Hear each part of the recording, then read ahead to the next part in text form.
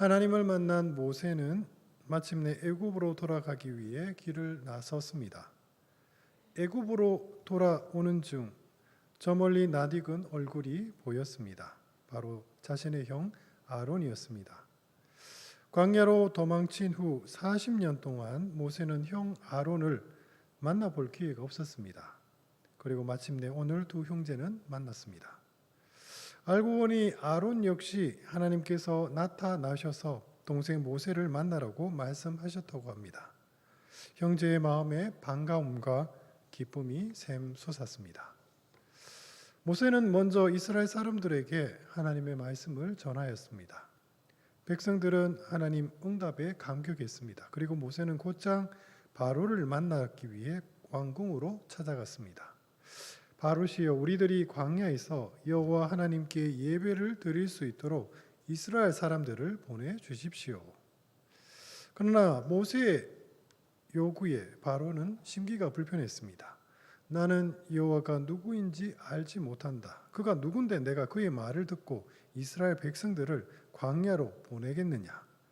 바로가 역정을 내었습니다. 너희들이 이렇게 말한 까닭은 노역을 피하려고 나를 속일 속셈이구나. 앞으로 너희들에게 벽들에 쓸 집을 주지 않으마. 너희들이 직접 들에 나가 스스로 집을 주어라. 그러나 너희들이 해야 할 노역은 조금도 줄어서는 안 된다. 바로는 이스라엘 사람들에게 조금이라도 자유를 주었다가는 점점 요구가 커져 나중에는 아예 노역을 하지 않을까 걱정이 되었습니다. 그래서 처음부터 아예 여지를 주지 않을 작정이었던 것입니다.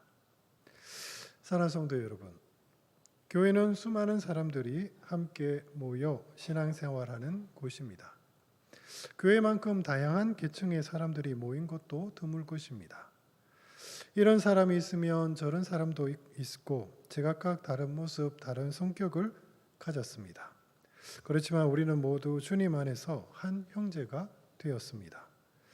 그러나 언제나 공동체 생활은 힘든 면이 있습니다. 우리에게 무엇보다 교회 생활을 잘할 수 있는 지혜가 필요합니다.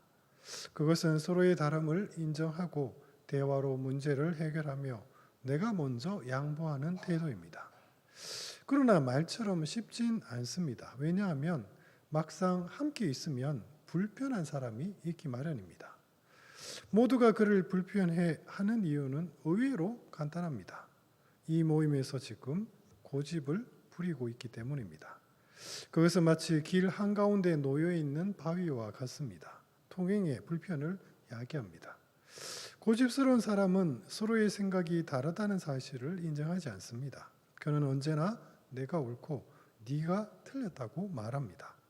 그러니 양보는 언제나 내가 아니라 상대가 먼저 해야 하는 일입니다. 사랑하는 성도 여러분, 혹시 상대가 틀렸다는 생각이 머리를 떠나지 않습니까? 아니면 상대가 먼저 양보하기를 지금 기다리고 있습니까? 어쩌면 지금 교회에서 고집을 피우고 있는 사람은 상대방이 아니라 나 자신일지도 모릅니다. 혹 내가 지금 교회를 불편하게 만들고 있지는 않을까요? 이스라엘 사람들은 모세가 바로를 만나면 힘든 노역이 좀 줄어들지 않을까 내심 기대하였습니다. 그런데 이게 웬일입니까? 모세가 바로를 만난 것이 화근이 되어 오히려 더 힘들게 일하게 되었습니다. 앞으로는 집도 없이 벽돌을 만들어야 합니다. 이에 사람들은 모세를 원망하기 시작했습니다. 사실 모세도 당혹스럽긴 마찬가지입니다. 하나님이 함께 하시면 모든 일이 알아서 척척 해결될 줄만 알았습니다. 그런데 오히려 일은 더 크게 틀어졌습니다. 하나님이 도와주신다고 하더니 이게 어떻게 된 일일까요? 모세는 답답한 심정으로 하나님께 기도하기 시작했습니다. 젊은 시절 모세는 메맞는 동포를 돕고 싶었습니다. 그러나 그 의도와는 다르게 돕고자 한 행동이 살인이라는 끔찍한 결과를 만들고 말았습니다. 이번에도 마찬가지입니다. 하나님의 말씀에 순종하여 바로를 만났지만 이 역시 괜한 짓을 한 것만 같아서 괴로웠습니다. 그때 하나님께서 모세에게 나타나 말씀하십니다. 모세야, 나는 아브라함과 이삭과 야곱에게 전능의 하나님으로 나타나섰다. 그러나 내 이름을 알리지 않은 채 가나안 땅을 주기로 그들에게 약속하였다. 지금 이스라엘 백성들이 애굽 사람들로부터 큰 고통을 받고 있구나. 내가 너희의 신음을 듣고 나의 약속을 기억하였다. 모세야, 너는 이스라엘 자손에게 말하여라. 나는 여호와라. 내가 너희를 속량할 것이다. 그리하여 너희를 내 백성으로 삼고 나는 너희의 하나님이 될 것이다. 내가 아브라함과 이삭과 야곱에게 주기로 맹세한 땅으로 너희를 인도하고 그 땅을 너희에게 주어 기업으로 삼게 하리라. 나는 여호와다. 당신의 이름을 당당히 밝히신 하나님께서 언약을 선포하셨습니다. 하나님의 말씀에 용기를 얻은 모세는 다시 바로를 찾아갔습니다. 그의 손에는 하나님의 지팡이가 들려 있습니다. 모세는 이번에는 이적으로 바로를 설득해야 생각했습니다. 모세가 지팡이를 바닥에 던졌습니다. 그러자 지팡이가 뱀으로 변하였습니다. 지팡이가 뱀으로 변하는 이적을 본 바로는 깜짝 놀랐습니다. 그러나 그는 이내 궁중의 마술사를 불러 모세가 한 이적을 똑같이 행하도록 명하였습니다. 아니나 다를까 애굽의 마술사 역시 지팡이를 던지자 뱀으로 변하였습니다.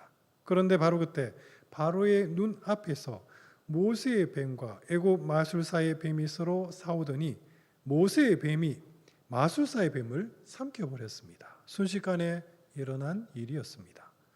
바로의 눈에 그 광경은 마치 이스라엘의 하나님이 애굽의 신들보다 더 강한 신임을 입증하는 것만 같았습니다.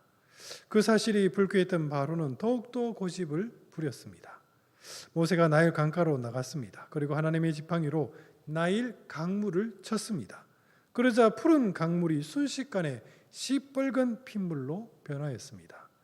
애굽의 모든 물이 핏물로 변하자 애굽 사람들은 마실 물이 없어 당황하였습니다. 심지어 나일 강물뿐만 아니라 그릇에 담긴 물조차 붉은 핏물로 변하였습니다. 애굽은 사실 나일강 덕택에 부강해진 나라입니다. 강 주변으로 비옥한 땅들이 많이 있습니다. 그런 까닭에 나일강은 애굽 사람들에게 있어 신앙의 대상이었습니다. 그런데 이토록 소중한 나일 강물이 핏물로 변하였습니다. 이는 무엇을 의미합니까? 하나님께서 애굽 사람들이 우상으로 섬기던 나일강을 심판하신 것입니다. 하나님께서는 이 재앙을 통해 오직 당신만이 생명의 주권자이심을 보여주셨습니다. 그렇게 하나님의 재앙이 애굽 땅에 내리기 시작하였습니다. 그러나 바로의 고집은 꺾이지 않았습니다. 이내 두 번째 재앙이 시작되었습니다. 수많은 개구리가 강에서 육지로 올라오기 시작했습니다. 당시 애굽 사람들은 나일 강뿐만 아니라 그 강에 사는 개구리 또한 우상을 섬겼습니다. 그런데 우상으로 섬겼던 그 개구리가 자신들을 괴롭히기 시작하였습니다. 식탁에도 침실에도 거리에도 온 천지가 개구리로 뒤엎었습니다. 개구리 재앙이 크게 당황한 바로가 모세에게 이스라엘 민족을 풀어줄 테니 이 재앙을 멈추게 해달라고 부탁했습니다. 그러자 즉시 개구리 재앙이 멈췄습니다. 그러나 한숨을 돌린 바로는 곧이어 손바닥 뒤집듯 자기 말을 번복하였습니다. 그저 재앙을 피하기 위해 거짓말한 겁니다. 세 번째 재앙이 시작되었습니다.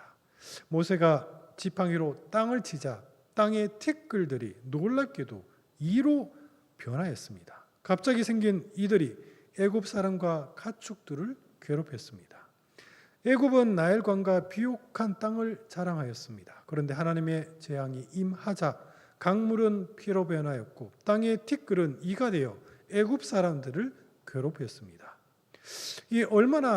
이 재앙이 얼마나 고통스러웠던지 애굽의 마술사조차 이번 재앙은 하나님의 권능이라고 시인할 수밖에 없었습니다. 그러나 여전히 바로의 마음은 완고하였습니다. 네 번째 재앙이 시작했습니다. 저쪽 하늘에서 수많은 파리떼들이 날아오기 시작했습니다.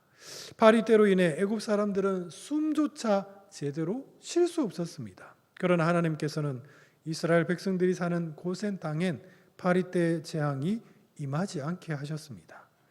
파리 때에 시달리던 바로가 모세를 다시 불렀습니다. 모세야, 애굽 땅에서 너희 하나님께 예배를 드려라. 그러나 예배만 허락할 뿐 여전히 그는 이스라엘 민족을 해방시킬 생각은 전혀 없었습니다. 이에 모세가 말합니다. 아닙니다. 우리는 애굽 땅을 벗어나 광야에서 하나님께 예배를 드려야 합니다. 다섯 번째 재앙이 시작하였습니다. 애굽의 가축들이 전염병에 걸리기 시작하였습니다. 그러나 고센 땅의 가축들은 안전하였습니다. 지금까지 내린 재앙들 때문에 자신들이 자랑하던 나일강과 비옥한 땅과 많은 가축들이 황폐해졌습니다. 여섯 번째 재앙이 시작되었습니다. 모세가 화덕에서 재를 한 움큼 움켜쥐더니 그 재를 하늘로 날렸습니다. 그러자 바람에 날려간 재가 사람과 가축 몸에 붙더니 지독한 종기를 일으켰습니다. 애굽의 마술사들 역시 이번 재앙을 막아보려고 애썼습니다. 모세를 따라 지팡이를 뱀으로 변했던 이적을 흉내내었던 마술사들이었지만 오히려 자신들이 악성 종양에 걸리고 말았습니다. 얼마나 종기가 심하게 골맞든지 마술사들은 모세 앞에서 서 있을 수조차 없었습니다. 일곱 번째 재앙이 시작되었습니다. 하늘에서 큰 천둥 소리와 함께 주먹 크기만한 우박들이 쏟아졌습니다. 쏟아지는 수많은 우박들 때문에 애굽의 집과 농가 밭이 모두 쑥대밭이 되고 말았습니다. 왕국마저 우박에 파괴되는 상황에 바로가 두려워하며 모세를 다시 불렀습니다. 모세야, 내가 죄를 지었구나. 너희 여호와 하나님은 참으로 의로우시고 나와 내 백성은 참으로 악한 것을 인정하마. 부디 이 재앙만은 멈추어다오. 바로의 항복 선언에 우박 재앙은 그즉시 그쳤습니다. 그러나 우박이 멈추자마자 바로는 다시 마음을 완고하게 먹었습니다. 여덟 번째 재앙이 시작되었습니다. 저쪽 하늘에서 수많은 메뚜기 떼들이 날아왔습니다. 메뚜기 떼는 애굽 사람들조차 무서워하는 재앙입니다. 구름처럼 몰려온 메뚜기 떼는 삽시간에 애굽의 모든 곡식과 채소들을 갉아 먹기 시작했습니다. 그의 농사가 그렇게 순식간에 망치고 말았습니다. 아홉 번째 재앙이 시작되었습니다. 하늘이 캄캄해지고 칠흑 같은 흑암이 애굽 땅을 덮었습니다. 그들이 가장 숭상하는 우상은 태양입니다. 그런데 그 태양이 사라진 것입니다. 얼마나 어두웠던지 애굽 사람들은 자기 손조차 볼 수 없었습니다. 그러나 고센 땅에는 여전히 빛이 있었습니다. 첫 번째 재앙부터 아홉 번째 재앙까지 내려졌음에도 불구하고 여전히 바로는 고집을 꺾지 않았습니다. 성도 여러분, 바로는 언제까지 고집을 부릴 수 있을까요? 이제 마지막 열 번째 재앙만이 남았습니다. 하나님께서 모세에게 말씀하셨습니다. 모세야, 열 번째 재앙이 내린 후에 비로소 바로가 너희를 자유롭게 풀어줄 것이다. 그러니 너희는 은과 금과 폐물을 준비하여 떠날 채비를 하여라. 내가 밤중에 두루돌며 애굽 땅에서 태어난 첫 번째 생명 바로의 맏아들부터 시작하여 종의 맏아들까지 취하리라. 심지어 애굽의 가축의 첫 새끼까지 죽이리라. 애굽 땅에 지금까지 없었던 큰 통곡이 있을 것이다. 그러나 너희에겐 이 재앙을 피할 방법을 가르쳐 주겠다. 이달 10일에 흠없고 1년 된 양을 준비하여라. 14일까지 잘 보관하고 있다. 그날 해질 때 그 양을 잡아라. 그리고 우슬추로 그 양의 피를 집 좌우 문술주와 임방에 발라라. 양고기는 불에 구워 무교병과 쓴 나물과 함께 먹어야 한다. 먹을 때 허리에 띠를 띠고 발에 신을 신고 손에는 지팡이를 쥐고 급히 먹어야 한다.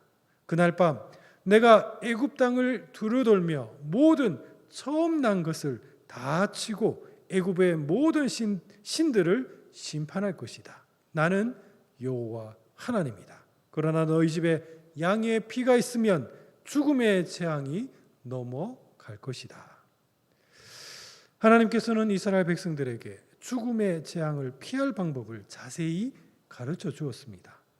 이스라엘 백성들이 두려운 마음으로 하나님께서 말씀하신 대로 절기를 엄숙하게 지켰습니다. 그날 밤 하나님의 천사가 애굽 온 땅을 두루다니며 사람부터 가축까지 처음 태어난 모든 장자의 생명을 취하기 시작했습니다.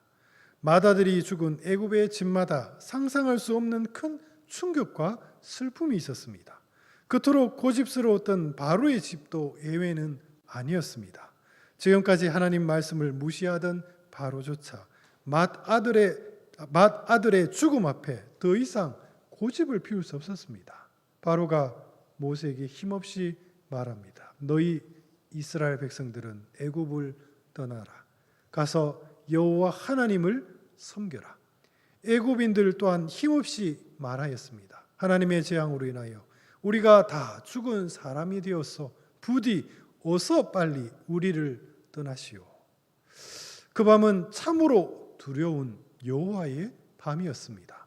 그러나 양의 피가 있는 이스라엘의 집은 죽음의 재앙이 그냥 넘어갔습니다. 심판의 밤에 오직 이스라엘의 집만이 생명을 보존할 수 있었습니다.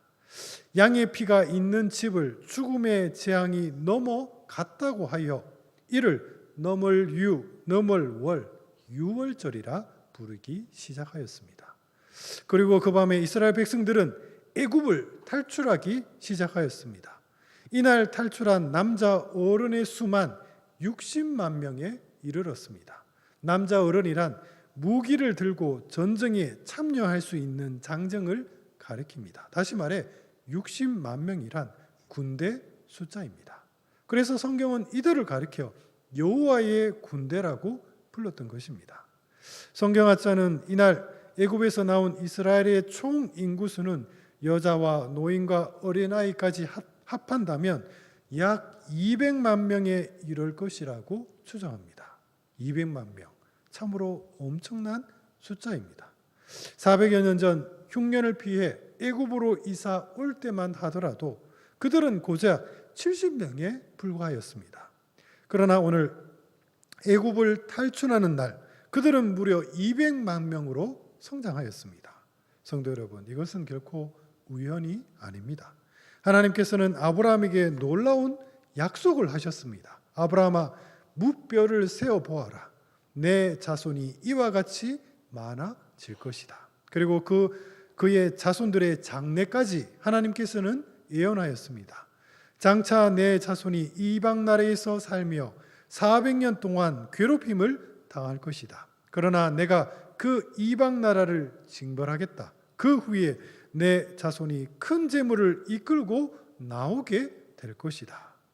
당시 아브라함은 하나님의 그 예언을 이해할 수 없었습니다. 그러나 성도 여러분, 우리는 이제 그 말씀을 다 알고 있습니다. 이방 나라는 애굽이요, 괴롭힘은 바로의 학정이며 하나님의 징벌은 10가지 재앙입니다. 그리고 애굽에서 얻은 재물은 그들이 오랫동안 애굽에서 종살이한 것에 대한 정당한 품삯입니다. 그 옛날 하나님과 약속한 아브라함은 죽었지만 하나님께서는 그와의 약속을 잊지 않으셨습니다.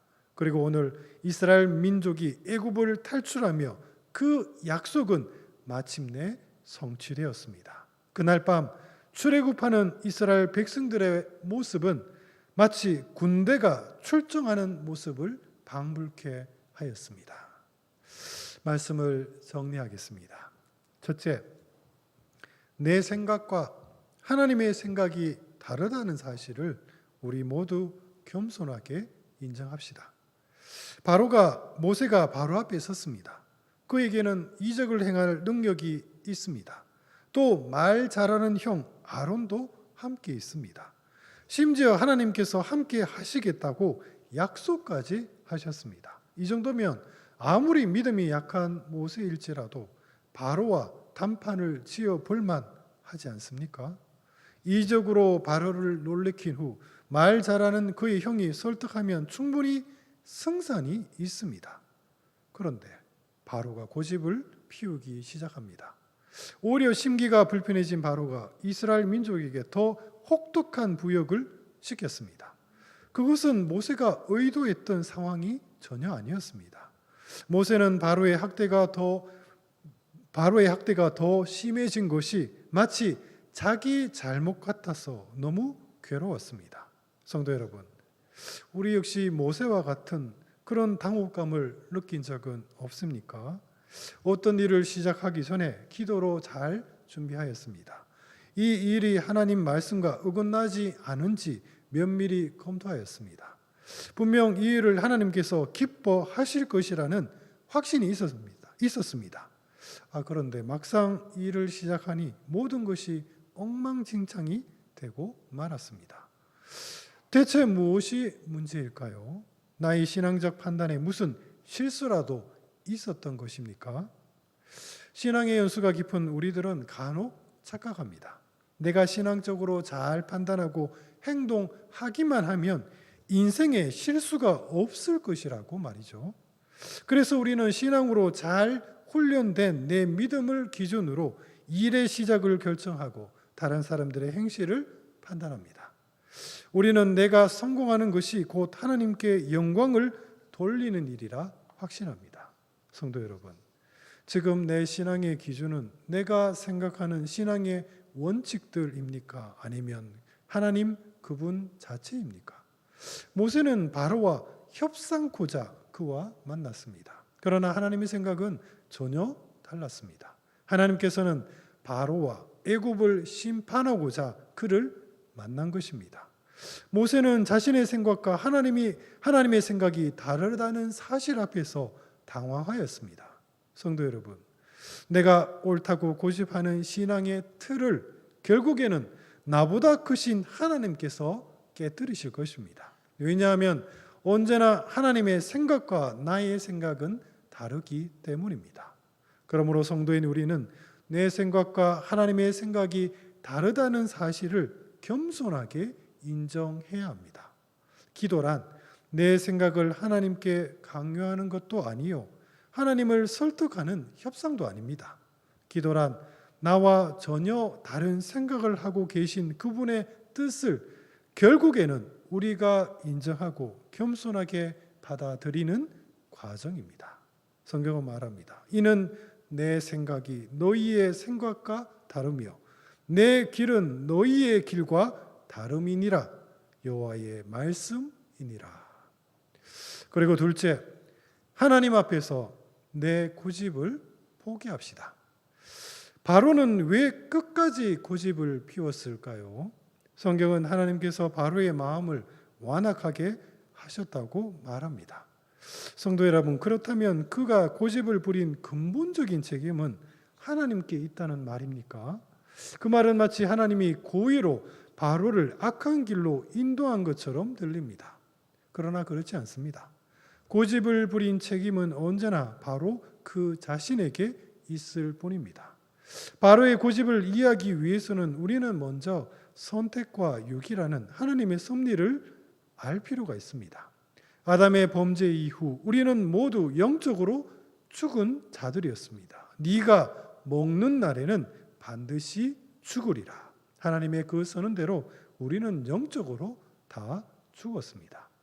인간의 죽음은 하나님의 공의로운 심판의 당연한 결과입니다.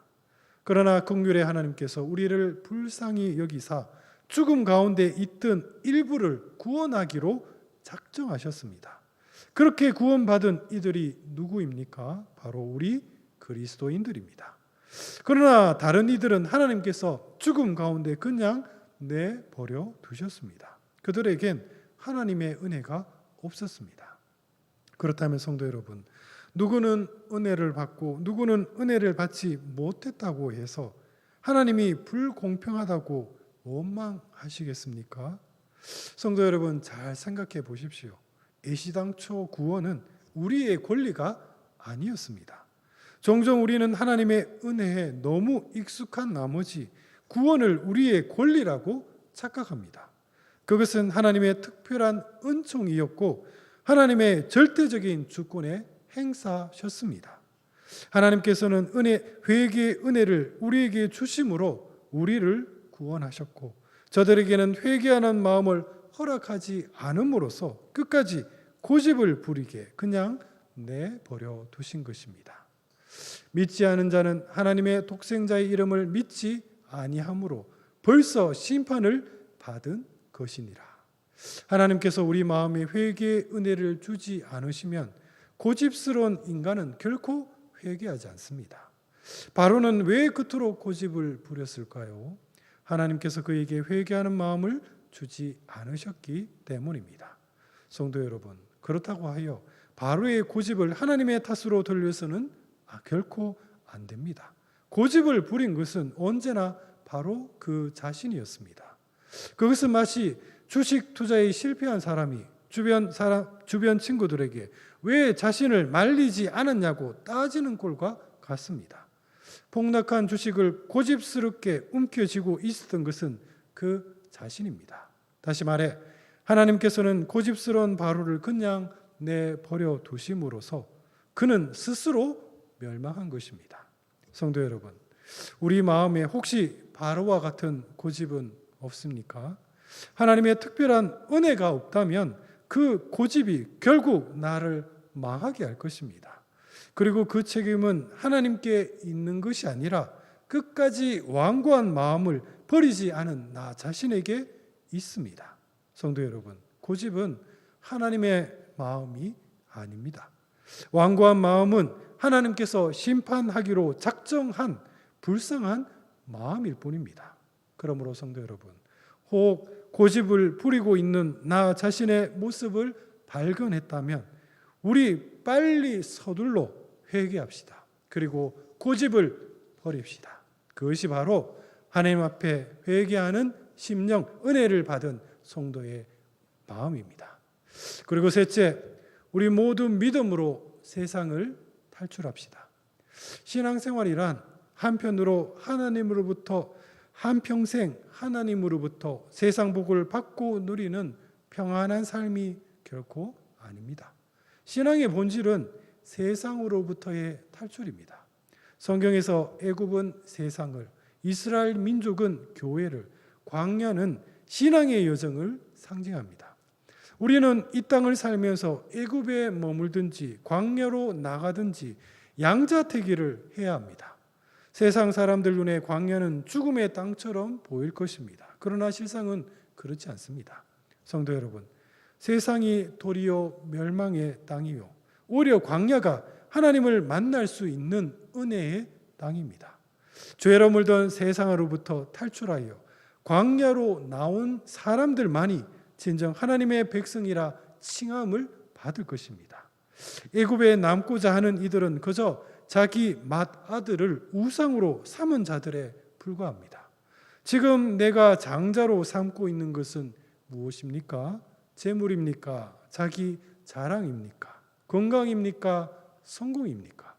그것이 무엇이든 하나님 눈엔 그것은 모두 멸망의 자식들일 뿐입니다. 만약 우리가 미련하게 애굽 사람인 양 살다가는 마지막 날 그 두려운 분께서 내 맏아들을 치실 것입니다. 성도 여러분, 그날 죽은 자식을 안고 통곡해서야 되겠습니까? 사랑하는 성도 여러분, 장차 하나님께서 구별하실 그 두려운 날을 우리 준비하며 믿음으로 살아갑시다. 10번째 재앙이 임하던 날 애굽과 이스라엘을 구별하셨던 그분께서 장차 여호와의 날에 세상과 교회를 구별하실 것입니다. 시온에서 나팔을 불며 나의 거룩한 산에서 경고의 소리를 질러 이 땅 주민들로 다 떨게 할지니 이는 여호와의 날에 이르게 됨이니라. 그러므로 사랑하는 성도 여러분, 우리 모두 서둘러 믿음으로 세상을 탈출합시다. 그리고 속히 광야로 나와 우리 하나님을 만납시다. 하나님과 동행하는 것이 바로 성도의 삶입니다. 함께 기도하겠습니다. 사랑과 은혜가 풍성하신 우리 주 하나님 아버지, 저희들 신앙생활을 하면서 편안한 삶을 주님 추구하였습니까? 주님, 오히려 신앙생활이란 세상을 탈출하여 저 거친 광야로 나가는 것이옴을 저희들 믿음으로 깨닫습니다. 우리 교회 모든 성도님들 세상을 탈출하여 광야로 나아가 영광의 불꽃의 하나님을 만나게 하여 주옵소서. 바라옵고 우리 구주 예수 그리스도 이름으로 간절히 기도드립니다. 아멘.